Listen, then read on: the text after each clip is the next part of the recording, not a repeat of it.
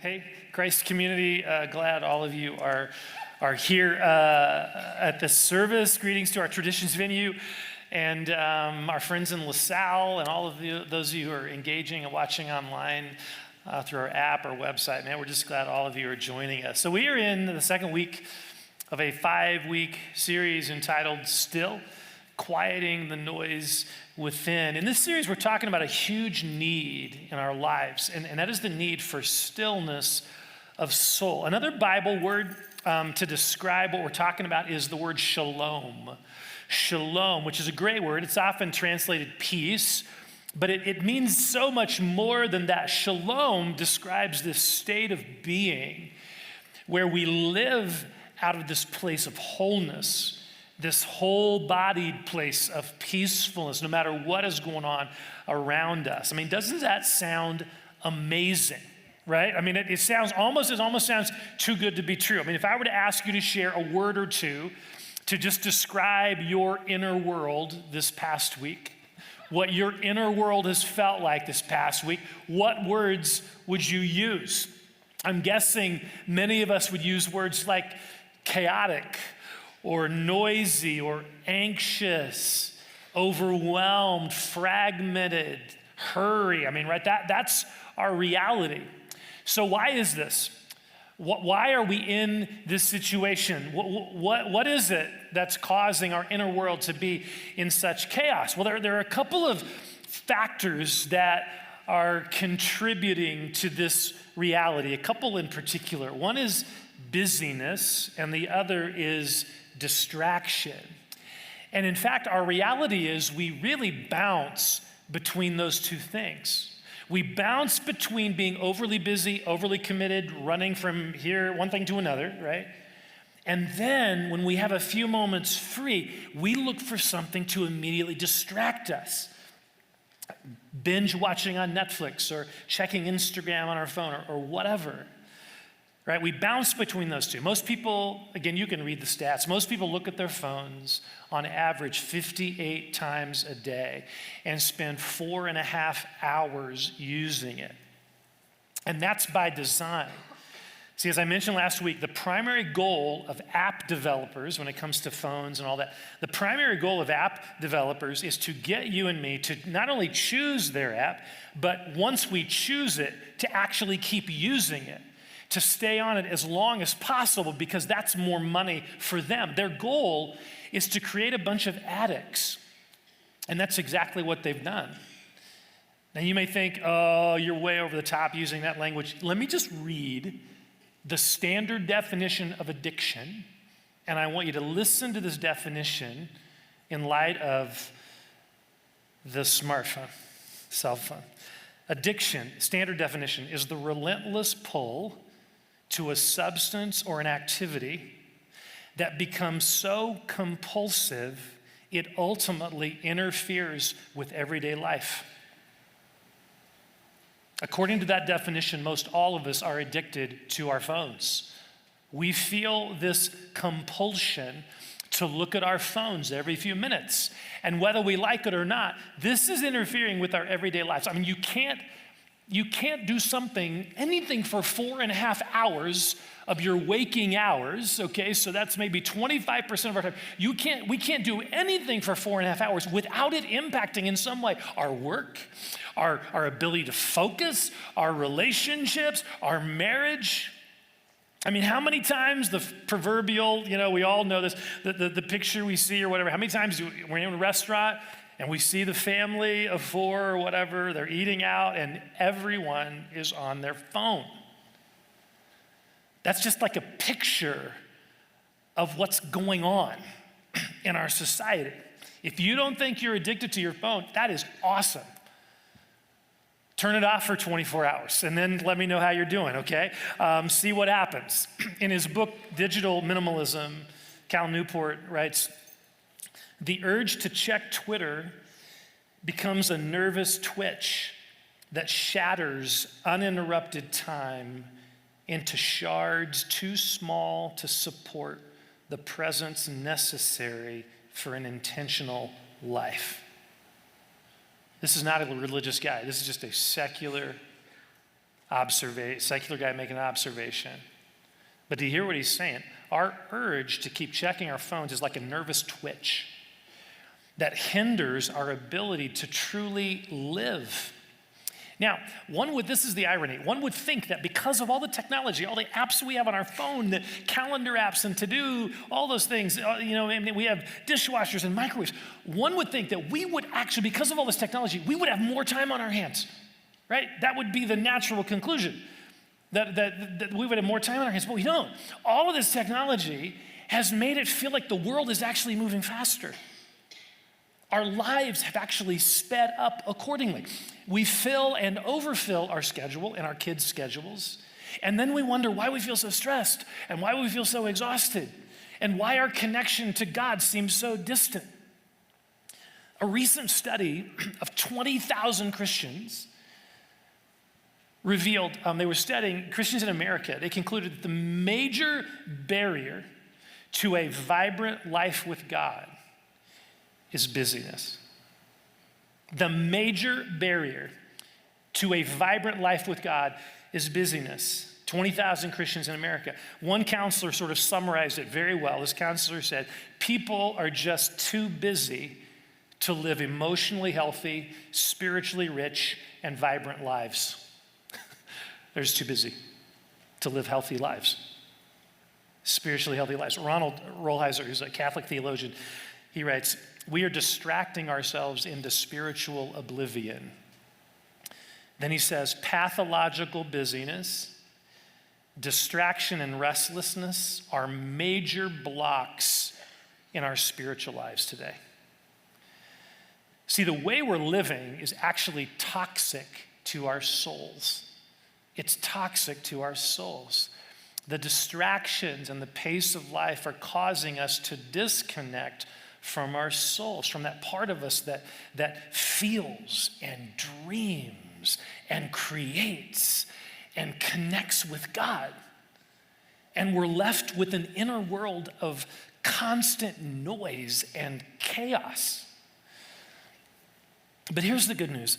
God invites us into a different way of living, a way in which, even in the midst of all the external busyness and chaos, our souls are actually restored. Our souls are actually restored. So that's really the focus of this 5-week series, to help all of us experience the stillness and the shalom of soul that God designed for us to experience. Okay, but here's what we got to embrace. I'm gonna repeat this until you're sick of it or whatever, but here's what we've got to embrace. These kinds of changes don't simply happen from hearing a sermon. They don't just happen from hearing even all 5 of these sermons. They don't happen from just hearing messages or from gathering more information or reading books. No, we got where we are right now because of lifestyle choices we have been making for a very long time. Habits that have become a natural part of our way of living. So the only way to experience change, when we've been practicing these things for so long, the only way to experience real change is by practicing new ways of living. We're talking about spiritual practices that help us reconnect with our soul, time-tested practices for centuries. Okay, so who can teach us these practices? Well, we are followers of a rabbi named Jesus who lived in this place of soul shalom. The word rabbi is simply a Jewish word for teacher. And if you were, back in Jesus' day, if you were following a rabbi, the whole purpose of following a rabbi was to become like that rabbi. And the way you became like that rabbi was you apprenticed under that rabbi. So you apprenticed so that you practiced what that rabbi was talking about and doing. You practiced under them, you apprenticed under that person so that you would become like that person. So we are apprentices of Jesus. We're not just believers in Jesus. Yeah, we are way more than that. We are apprentices. And in his life, we see a particular practice that enabled him to quiet the noise within and experience wholeness of soul. And he invites us to embrace this practice as well. So if you have your Bible app, feel free to turn to Luke chapter 15, verse 16. That's where we're going to focus. But actually, I want us to back up one verse so we understand the context of verse 16. Look at verse 15 of Luke 5. Yet the news about Jesus spread all the more, so that crowds of people came to hear him and to be healed of their sicknesses. Okay, so Jesus' popularity is growing. He can't go anywhere without attracting a crowd of people who want to hear him and they want to be healed of their diseases. Wherever he went, crowds of people were there wanting something from him. Some of you feel this exact same thing at work or at home, right? Whether it's little people or big people, there are always people wanting something from you, right? So how did Jesus handle that? Verse 16. In fact, let's read this out loud together. But Jesus often withdrew to lonely places and prayed. Jesus often withdrew to lonely places and prayed. There is so much in this verse. Notice, this was a pattern. This was a regular practice in his life. He often did this, not occasionally. He often did this.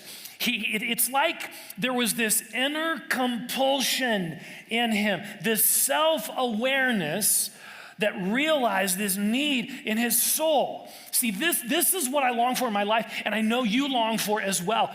In the same way that we feel this compulsion to look at our phone all the time, in the same way we feel that compulsion, wouldn't it be cool to have this same compulsion to get alone with Jesus? This inner sense, this internal gauge where we just realize, I'm feeling really stressed right now. I'm feeling overwhelmed right now. I'm going to be a horrible parent tonight. I can just feel it. I'm gonna give in to some temptation. My heart is not in a good place. And I know I just need to get alone with Jesus.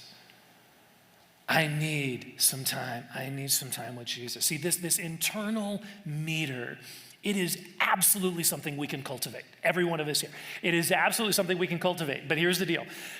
We've got to be willing to look at how we've been responding to that internal meter up to now.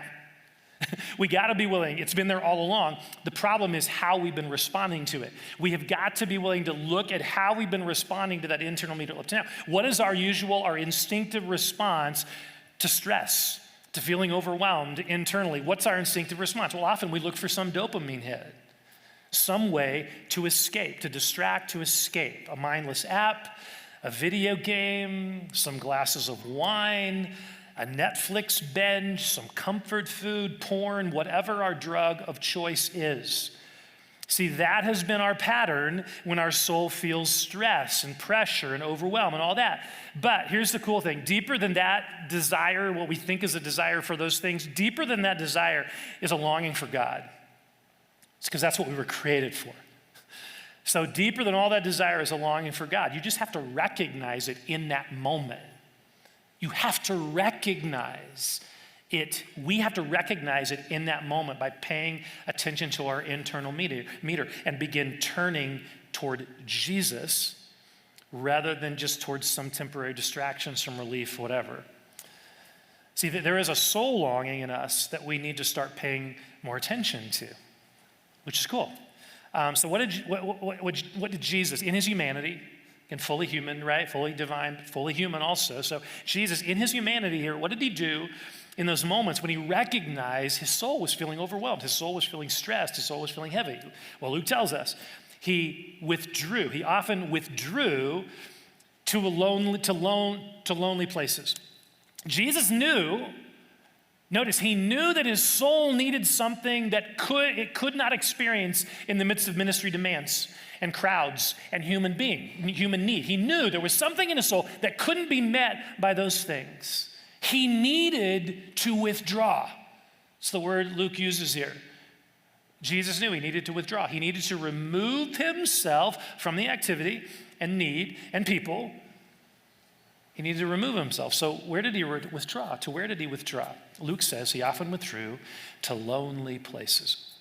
This phrase, lonely place, it's a fascinating word. You're going to learn a little Greek word here. It's the word eremos. eremos. It's used a lot in Jesus' ministry. It can also be translated wilderness or solitary place. So the eremos, it speaks of a quiet place where Jesus could be alone. Jesus needed solitude. He needed solitude. He needed some time alone with God. This was an intentional decision based upon what his soul needed. This is really important, without Jesus choosing this, it would not have happened. Without Jesus choosing this, it would not have happened. There were always more crowds, there were always more needs, there were always more demands, always more things that needed his attention. Just like in our lives, there is always more stuff to do. There are always more needs around us. There's always another episode to watch, unless it's over, and then we just have to show hold. We have to look for another episode, another series or whatever. But there's always more things to watch. There's always more distractions, etc. Always. If we're going to tend to our soul the way our Rabbi Jesus modeled it, we also have to regularly choose to withdraw, to remove ourselves from these things in order to be with God. It could be for 5 minutes, it could be for an hour, it could be for a whole day. The length of time is not the critical issue here. The critical issue is the frequent and intentional decision to temporarily withdraw, to remove ourselves from the demands and the distractions and the busyness of life for the sake of our soul, so that we can be present to ourselves and present to God, so that we can actually experience connection to God. If you don't choose this for yourself, no one else will choose it for you. If we don't choose this for ourselves, no one else is going to do it for us. All of us are busy. All of us, we're at different stages of life. Acknowledge that. Some of you young children, some of you retired. All of us at different stages of life, but we're all busy. And depending on stage of life, it may be easier or maybe harder to do some of this stuff. But here's the deal. We all need time alone with God. This is not about whether you're an introvert or an extrovert. This is not about your personality type. This is about your soul. This is about your soul. This is about what your soul needs and longs for. So if you're thinking, there's no way I can do this, my life is just too chaotic, there's no way I can do this, there's no way I can squeeze this into my schedule, what you're really saying is, my busy schedule is more important than my soul. My schedule, my busy schedule, and all the things I've said yes to, that's actually more important than my soul. Because we all make time for what's important, don't we? I mean, isn't it interesting how our schedule frees up when we meet that special someone, right? I mean, when I met Raylene, I was very busy, but somehow I could just carve out 2 or 3 hours a day to be with her. Amazing. How did that work? I didn't sleep very much, but you know what I mean? We just carve out, we were able to free up time for things that are important. Isn't it interesting how our schedule just frees up when we experience chest pain and we have to go to the ER? We all make time for what is important to us. And what Jesus is saying to us in his example and in his teaching, but he's saying to us an example here, is that your soul is really, really important. Your soul is really, really important. At some level, your soul is more important than all the needs and the demands around you at home and at work. I'm not saying we don't meet those demands. I'm not saying we don't meet those needs. We just check out and go on a 40-day retreat and let our husband deal with it or whatever. I'm not saying that. I'm not talking about that. What Jesus seems to be modeling is this idea that the only way to fully meet life's demands and needs is when our soul is in a healthy place. Right? I mean, the only way we can actually meet these demands and the busyness of life, all that stuff, is when our soul is in a healthy place. The longer we press the pedal to the metal and keep plowing through our busy lives, running from commitment to commitment to commitment, et cetera, the more we do that, the more vulnerable our soul becomes to anxiety, insecurity, discontent, temptation, angry outbursts, stupid decisions, and on and on. So this lonely place, the eremos, this lonely place played a significant role in Jesus' life. You'll see it throughout his life. Played a significant role. And it must in ours as well. It's got to. It's got to play a significant role in our lives as well. Jesus learned this lesson early on in his ministry. At the beginning of his ministry, we read in Matthew chapter 4 that Jesus was led by the Spirit, or Matthew chapter 3, I think it was at the end of that, and then into chapter 4, right at the start of that. So he's led by the Spirit into the wilderness, right? Into the eremos, that's the word it's used, the wilderness, the solitary place. And he fasted for 40 days. And at the end of that 40 days, the devil came to tempt him, okay? Now, I have always thought, when I read this passage, I always thought that this was a place of incredible vulnerability for Jesus. I mean, man, he's alone, he's fasted for 40 days, he's really, really hungry, and so Satan comes up to tempt him when he's most vulnerable. I don't think that's what's happening at all. Jesus had just spent 40 days in a solitary place with God. He was not in a place of weakness. He was in a place of incredible strength. Satan didn't have a chance. Jesus' soul was like powerhouse level because of solitude. Satan didn't have a chance again. Jesus was ready. He was ready for anything Satan could throw his way because he had spent time alone with God.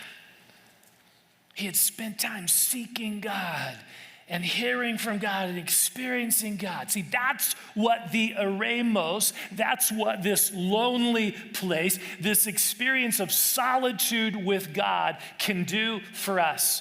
It can give us spiritual strength.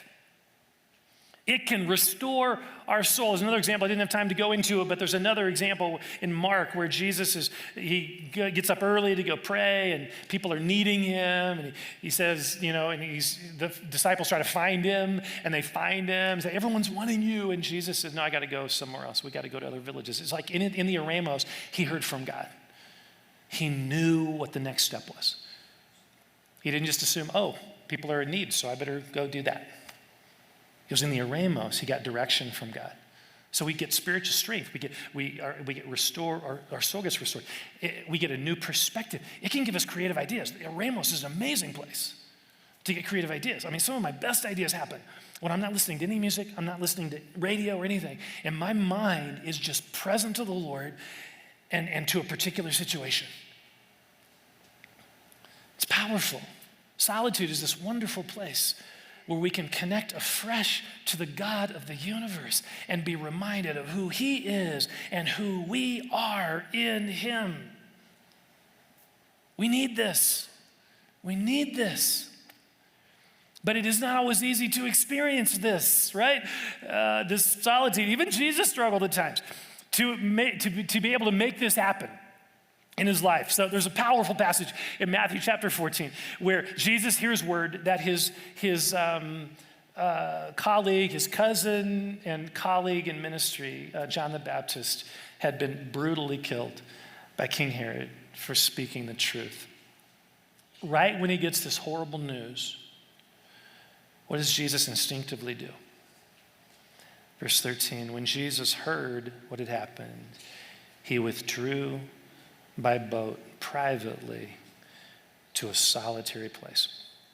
In his grief, and I'm wondering if perhaps also just this maybe fear about the death that's awaiting him in the near future, he knows it's coming.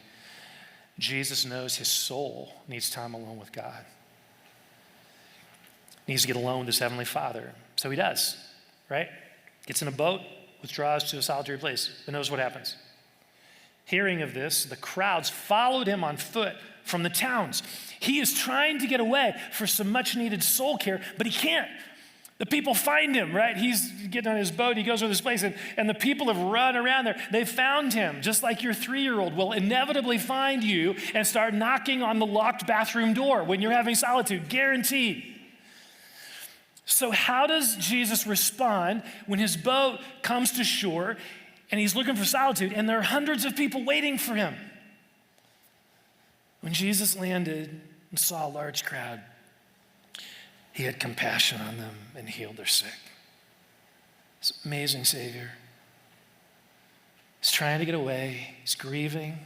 He's trying to get away from some solitude, but he can't. But instead of becoming resentful, which is easy for us to do, right? We can become resentful. Instead of becoming resentful, he has compassion on the people. He heals their sick. And then he actually does the miracle of feeding the 5,000, which is an amazing miracle. 5 loaves of bread, 2 fish, feeds 5,000 people. But notice what happens right after the miracle, all these people, right after the miracle's done, everyone's fed. Look at what happens. Look at the first word, verse 22. Immediately, Jesus made the disciples get into the boat, go on ahead of him to the other side while he dismissed the crowd. After he had dismissed them, he went up on a mountainside by himself to pray. He eventually got some solitude. It wasn't when he initially needed it, and that was okay. He did what he had to do in that moment, ministered to people, had compassion, all that, but he knew he still needed it. And it eventually happened. He finally made time for it after ministering to all those people. And I love this. He sends the disciples away. Hey, I love you guys, but I really don't want to be around you right now. See ya. Get in a boat. Go. I need some time alone, so get out of here. This story is so powerful because it's real life. Making time to be alone with God sometimes gets squeezed out by immediate needs and demands and all of that. But if we're intentional about it, just like he was, if we're going to do this, it may take 4 days to get this, but we're going to do this. If we're intentional about it, we can find time to make it happen. We can find time to make it happen. It won't be easy. It will require us to carve out time out of our schedules. It will require us probably to disappoint some people. I'm sorry, I'm not available right now. Like Jesus sent the disciples away. They were like, oh, come on. No, I got to be alone. We may disappoint people when we're pursuing solitude. That's reality. But we don't want to live for what everyone else needs all the time, right? We need to care for our soul. So it's going to require us to carve out time out of our schedules, send the kids off in a boat. Wouldn't that be great if we could do that? I remember when our kids were young, Sunday afternoon was family quiet time. They had to go find something to read, something to do, and it just gave much needed kind of breathing room and space and quiet for Raylene and me. Right? Where do you need to intentionally carve out some time to be alone with Jesus? Where can that happen in your schedule? There is no formula for this. There's no formula. Some of you are morning people, and it works best for you to get up 15 or 30 minutes early. Go to bed 15 or 30 minutes earlier helps. But you just got to do it in the morning. Totally get it. That's kind of my wiring. And you just get up early, get a cup of coffee, go to a quiet room where you can be alone with God. That's awesome. Others of you are not morning people, and you're tired of comparing yourself to morning people and feeling guilty about not being as spiritual as them or whatever. You've tried to make time in the morning, for God. It's just a disaster. You fall asleep or whatever. You can't focus. So maybe for you, time alone with God happens before you go to bed, or maybe it's over the lunch hour, or maybe before you head home or on your way home, you just stop at a park and you spend some time with Jesus. Again, there is no formula. There's no formula. Sometimes Jesus got alone with God in the morning. Sometimes it was at night. We just saw both of those. Do what works for you. Be creative, but be intentional. And do not compare yourself to your friend who is a different stage of life or a different personality than you, and they have way more free time than you do. Don't compare yourself. It is not about quantity. It's about consistently making time to be alone with Jesus. Now, let me right-size some expectations here, because we are so used to busyness and this constant pace and phones and distraction, all that stuff. Because we're so used to hurry and distraction, the first few times you do this, if you have not done this much, the first 2 times you do it, you're envisioning, oh, this is going to be so awesome time with God. Let me just kind of warn you, the first few times will probably not be peaceful. Your mind will be racing. Everything within us will be wanting to reach for that dopamine rush, right? And check our phone. There will this kind of anxious, this is just normal. Because honestly, this is detox. We have to detox from the way we're living our lives. And that may involve some withdrawal symptoms. That's exactly what that is. When we finally slow down, we start to get fidgety and nervous and all that. That's just withdrawal. Seriously.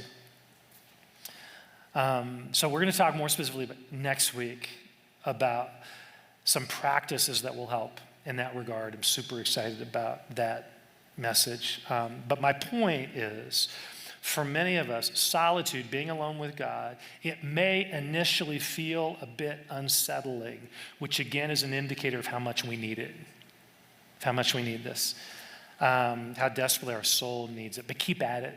Keep at it. You got to push through. This is a practice. Remember, we're practicing. Push through those initial things. As I mentioned last week, so for most of the messages in this series, we have a specific practice that we want to invite you to engage in this coming week. Again, we learn through practice, not from hearing a sermon. So last week, I won't have you raise your hand for if you tried last week's, but I hope you did. Last week's practice and this week's practice go hand in hand beautifully. So if you missed last week, I encourage you can pick up a handout of the practice. You can listen to the message, which I encourage you to do. We also have created a video experience called Present Practice, where you can actually be led through each week's practice real time. I'm super excited about this. So we guide you through that week's practice real time. You just pull up the video.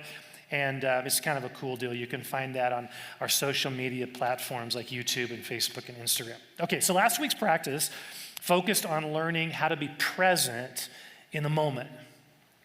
How to be present to ourselves in the here and now. This is huge. I talked a lot less, I'm not gonna talk about it again, but this is so huge because in the midst of all the distraction in the business life, we actually lose our ability to be present in the moment. We lose our ability to actually focus on something in the present moment because we're continuous partial attention we talked about. We're continually looking for the next thing to come that's more important to come along.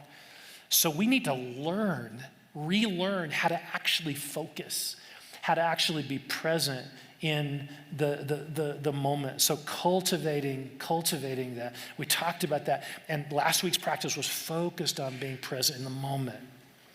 And that provides a wonderful gateway into the practice we're going to be doing this week. Being present to God. Being present to God. The goal of solitude, again, is to be alone with Jesus, to be present to ourselves, but more importantly then to be present to Him, to enjoy Him. It's a time to quiet our souls and be with Jesus. Now please hear me. This is not about praying through a list or doing a devotional time. If that's what you're hearing, I'm not communicating clearly or something. That's not what I'm talking about. Those things are important in their place, absolutely. But this is not as much about doing. Oh, I got time alone with God, so I'm going to read the one-year Bible. I want to pray through this list. That's not what we're talking about here. Okay, there's a place for that. Solitude provides a context for that, but if that's all it is, it's not really solitude the way Jesus, I think, is experiencing it. What we're talking about here, it's as much about being as it is doing. It's getting alone in a quiet, solitary place so that we can be present to God, to be present to Him without any other agenda except Him. So, and when we're alone with Him, then we can cultivate this in awareness of His presence, and in that place, in that relationship, have our souls renewed and restored. Okay, so we're gonna take a few minutes and actually practice this together so we can get a feel for how to be present to God. This includes anyone watching online, listening to our podcast. If you're able to stop doing what you're doing and enter in, I encourage you to do that.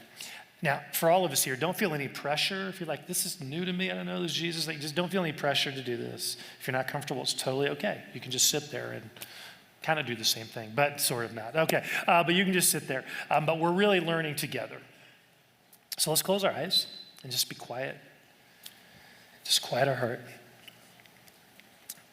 And before we actually practice this, I want us to take a moment. I want you to just to think about, this is really practical, think about what it would look like to carve out intentional time this week to be with Jesus. If that's not happening in your life, where can you carve out time to be with him? Be specific. Where in your schedule could you find some consistent time to be alone with him? Maybe ask the Lord to help you right now.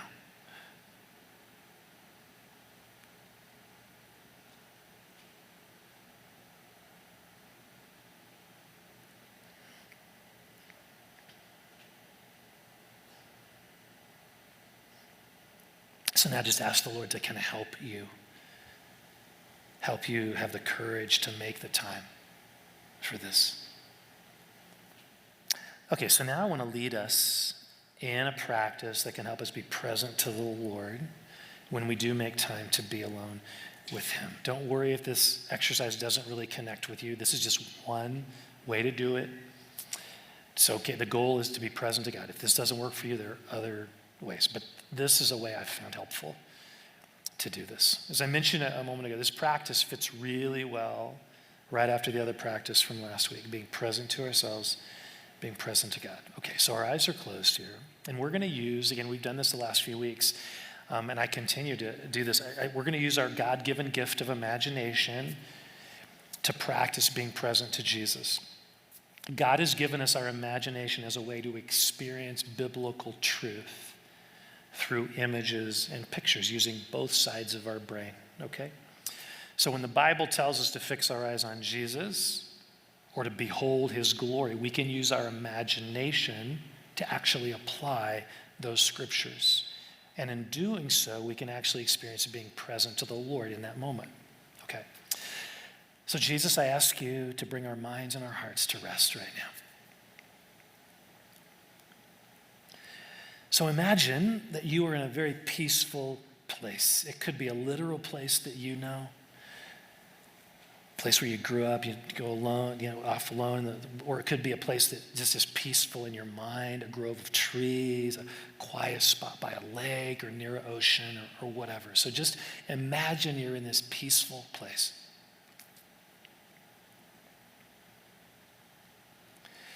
And in that place, I want you to imagine just you're sitting on a bench. You're not doing anything. You're just really sitting on a bench.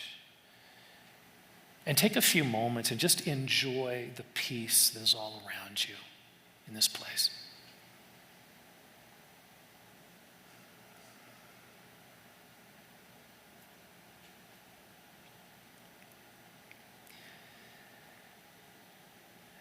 Now imagine Jesus entering this place. You were alone before, but now imagine Jesus entering this place and standing before you with love in his heart towards you. He wants to be here with you and is so glad you're together. So just feel his delight and his love for you.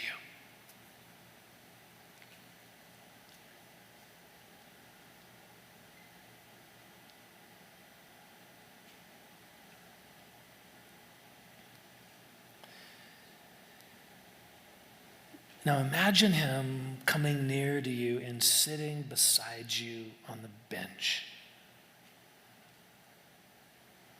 How does it feel to be near him?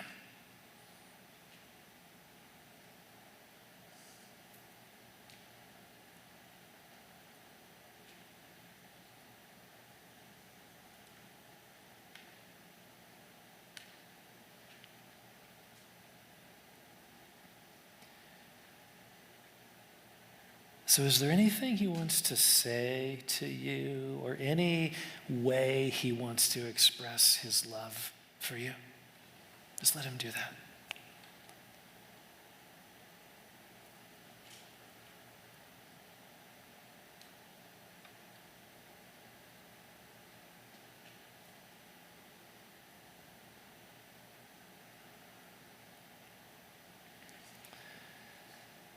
And just enjoy being in his presence, enveloped in his love. Sit as long as you like, right, in this place with him.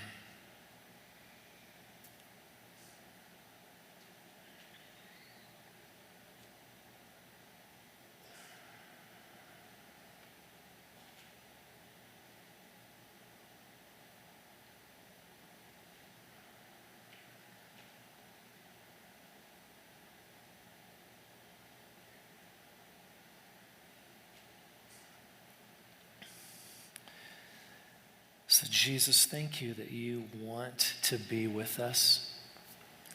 Thank you that as your word says, you are always present to us. You're always loving us. Help us live more and more in an awareness of your loving presence with us. And I want to pray for each one of us as we think about our week to come, that we would carve out space just to be alone with you, to enjoy you. Okay, so let me just have your attention up here. If you didn't experience anything, it's totally fine. Don't beat yourself up. Again, this works for some people, it's helpful. Other people, it's not. It's totally okay. We're wired differently. If that didn't work for you, then don't be discouraged about it. Just make time to be alone with Jesus and let him just experience, enjoy him in that time. Let him lead you in that. So I want to continue really to cultivate this atmosphere of being present to the Lord as we transition into this time of worship. So feel free, if you want, you can remain seated. If you want to just continue to sit in the Lord's presence. If you want to stand and sing, that's great. If you want to kneel at the altar, there's space to do that. If you want to go receive prayer from someone, there's our prayer stations in the back. If you feel or to pray for the Kids Hope students there's a place for you to do that. Or if you feel prompted, God's prompting you just to respond by giving an offering to him, you can do that in one of the giving boxes. We just want to continue to be in the Lord's presence in this place. He is so good. He wants to be with us. He is so worthy of our praise and our hearts. So let's continue in this place.